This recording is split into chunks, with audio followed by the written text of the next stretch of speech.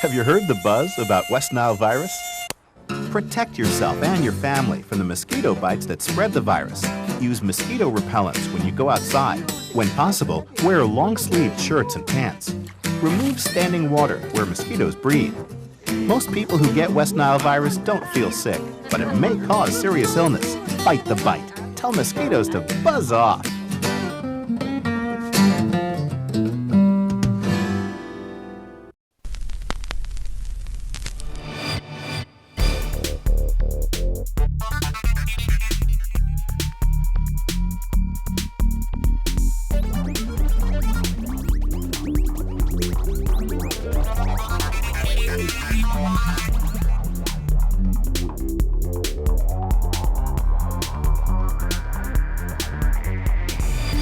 Welcome to Hot Topics. I'm your host, Leah Haslage, and today we are talking about West Nile virus. Of course, it's that time of year when mosquitoes are running rampant, and with it can come the virus. And there have been cases reported right here in the city of Cleveland already.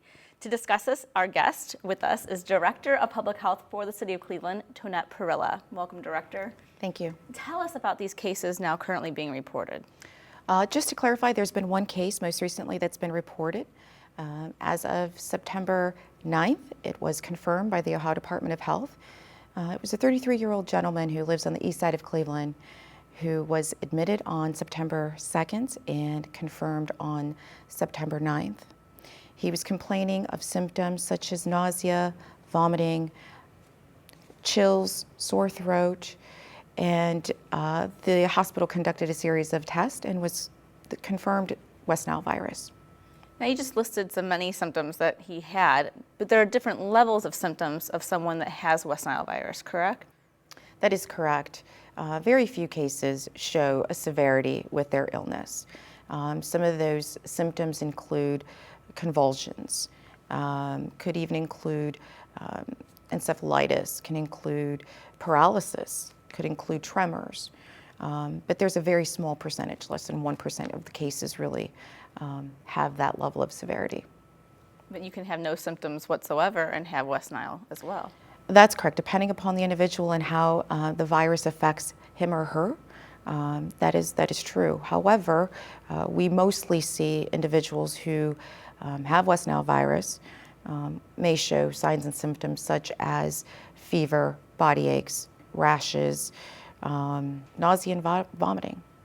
Now, what are some ways you can even get infected? I know mosquitoes are involved. Is it just a simple bite, or is it much more than that? It is a simple bite from a mosquito who has fed on a bird, infected bird, and it's transmitted through the mosquito who is infected with the West Nile virus.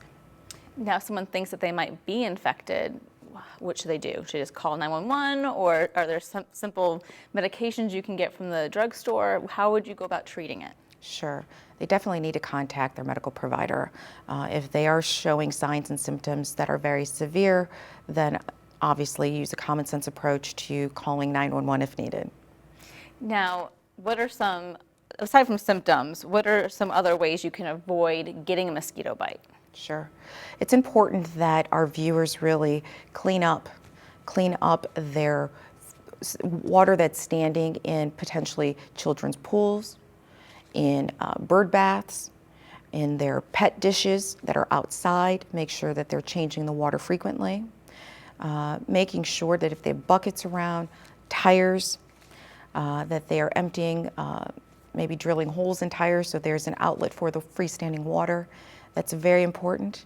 That they cover up, wear long sleeve shirts, long pants, socks, shoes, as well as taking the time to spray insect repellent that has DEET, and the chemical DEET in it, that's most effective for repelling insects. Lastly, that they stay informed, that they keep up with the information. What are some other facts about West Nile virus that our viewers should know about? West Nile virus is, we see most of the incidences occurring during a seasonal time period between summer and fall. That the mosquitoes like to feed between dusk and dawn, so it's important that our viewers really take the preventative approach with covering up, utilizing the insect repellent for protection. Now, you mentioned people over the age of 50 as being a higher risk of getting it, but is there anyone else that could be very immune to getting infected with West Nile? Well, everyone is really at risk, but we would really like to ensure that the elderly populations take more of a robust approach in protecting themselves. Well, if anyone needs any more information, who should they contact? What website can we go to? Great. Please visit us at clevelandhealth.org for more information. Thank you again, Director, for being on Hot Topics. You're welcome. And when we return to Hot Topics, we're going to have some more important health information for you, so stay tuned.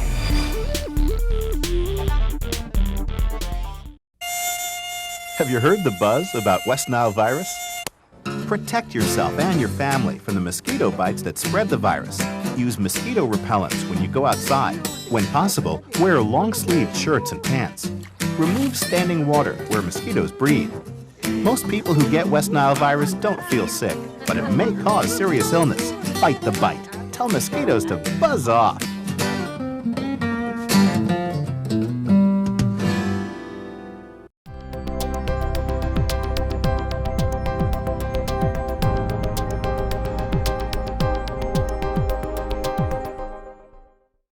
I'm pregnant? I'm 16. I don't know what to don't do. know what I'm 4 months pregnant. I haven't been to the doctor. I have no transportation, no insurance. Where can I go to get help? Moms First is a program for pregnant women and teens. The program provides home visits and support services to help you have a healthy pregnancy and a healthy baby. And they really care about you and your baby. Call Moms First today. You're going to be okay. There's help, advice, resources out there for you. The support network you need for your pregnancy and your baby.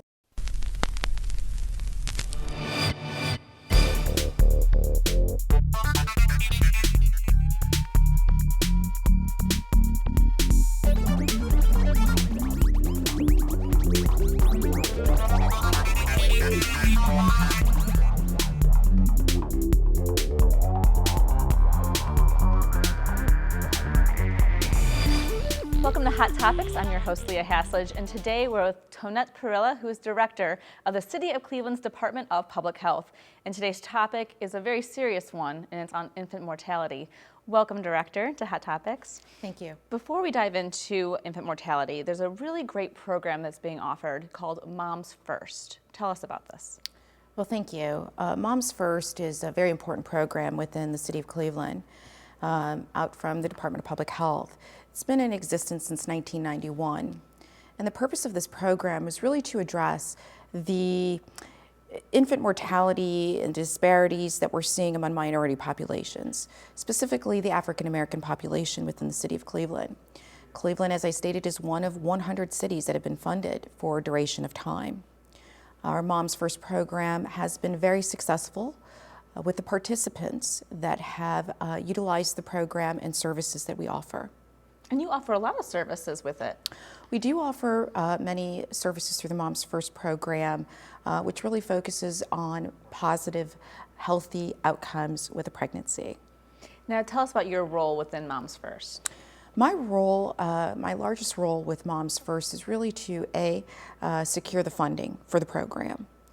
Also to ensure compliance with our programmatic objectives, as well as ensuring that we have the appropriate coordinated efforts and that our community partners, both non-for-profit and for-profit, are engaged in assisting us in delivering the services. And you're not just a voice and a face for the organization. You yourself have participated with it. I have a personal experience with the Moms First program many years ago when I had my son. This was a vital program to me and my family, with receiving the services and the know-how during my pregnancy, after my pregnancy, and assuring that I had the right support systems in place so that my child was at the end of the day, a low risk for infant mortality. So personally, I'm speaking as well on the importance of this program and how it impacted me and my family and the health and wellness of my son. Tell us about some of the work being done through Moms First. Through Moms First, it's a community-based approach. And what we do is we look at the data and we look at the neighborhoods that really are at high risk for the social determinant of infant mortality. So we know the hot spots, if you will. And right now we've identified 5 hot spots that show an increase or consistent outcome of infant mortality. We work with our community providers, we call them settlement locations, who are really rooted in the neighborhoods. They have those relationships, they have that grassroots approach, if you will. So what we do within the Cleveland Department of Public Health is we fund those locations to offer the services, the prenatal services, the parenting services after the child is born, and all the wraparound services that they can receive within these settlement sites, such as education on proper nutrition, on contraceptive utilization, and what their options are. So we work with these locations, other partners, to ensure that we provide a continuum of care and services in a coordinated fashion. So it's more like you find these areas that have a higher rate of infant mortality and defects and stuff like that, and you do clinics and find ways to really educate the area? Yes, we do have many clinics that we, in conjunction with working with our partners, we have services that maybe we cannot provide, i.e. some social services, medical services that we then would refer out to our other partners within different health systems. So Moms First is addressing things like infant mortality, both in Cleveland and all of Cuyahoga County. Well, the Moms First program is really funded to impact the city of Cleveland. However, we do have a regional collaboration working very closely with the county. We partner with them hand in hand to ensure that we are leveraging our resources, that our strategies are in alignment, and that we really move the needle on our outcomes. We work together on Invest for Children, Bright Beginnings, which really focuses on the prenatal aspect through the child till they enter kindergarten in some cases. So it's very important that we unite. We need to unite. We need to strengthen our relationships community-wide so that we no longer sit in this current status we are. What do I mean by that? We currently rank 45th on all levels, nationally, within the state, and locally with our poor outcomes with infant mortality rates, specifically for African American babies.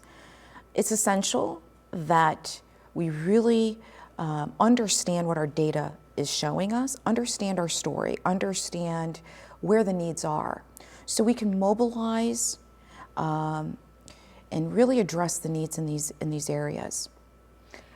Aside from being 45th, I think you said, there's been some other shocking data that you found throughout this. Can you tell us about some of that?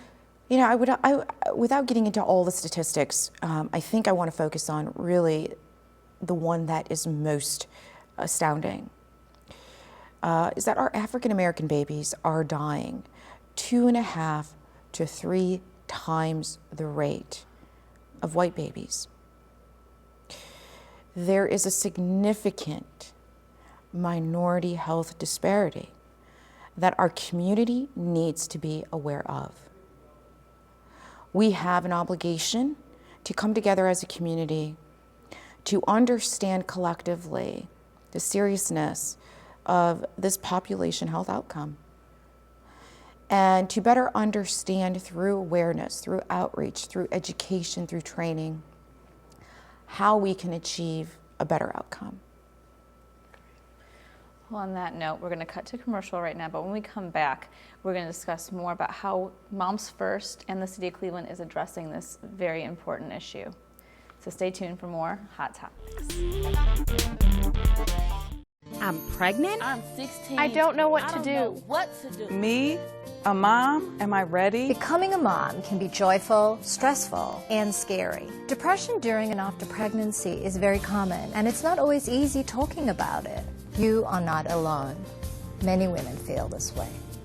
So talk to your healthcare provider or contact our Perinatal Depression Project for The Guide for Moms, a resource list that gives moms an extra hand.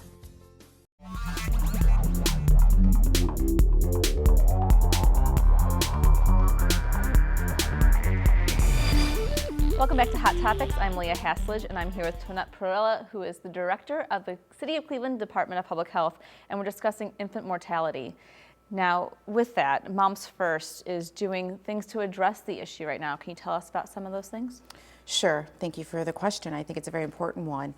Moms First is really focused on improving overall women's health.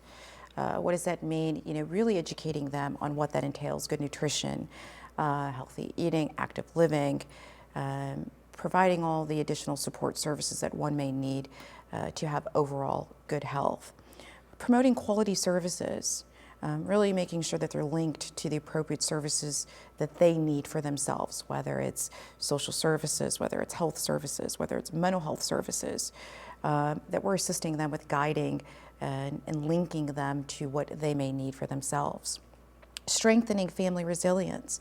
That's really a key core component because what we see through our outcomes is the number one issue for most pregnant women is that they are dealing with a lot of stress based upon their own circumstances. They may be unemployed, they may lack education, they may be lacking transportation, they may be lacking housing, they may be lacking food. So it's just really ensuring that we provide the services, supports, in strengthening that person's resilience and the family unit as a whole. To really achieve collective impact with the relationships that we have established through our Moms First program. Again, through the linkages that we've established with our relationships to ensure that the mothers that we are assisting, we can refer them out for things that we may not be able to directly provide. And then lastly, the Moms First program also has a high level of accountability for the program itself. Are we monitoring ourselves? Are we evaluating ourselves? Do we have the right metrics in place so that we can continuously mobilize to the neighborhoods that need us? So really, that's the overarching view of the Moms First program and how it plays a role in the community. Now, there are some other factors, there's various factors actually, that lead to infant mortality. Can you tell us about that? Well, there are so many different factors and different variables that can lead to infant mortality. And infant mortality is when you have a live birth and the life dies within 365 days or within the first year of the infant's life. That is the definition of infant mortality. And some of the variables and drivers that really impact that is really the health of the pregnancy. Is it complicated? Was it a preterm birth? What was the mother going through medically during her pregnancy? But as I stated previously, there are many other social determinants of health, is what we call them. I like to just call them variables in one's life. I named a few: stress, poverty, education, health access, housing, racism is an issue.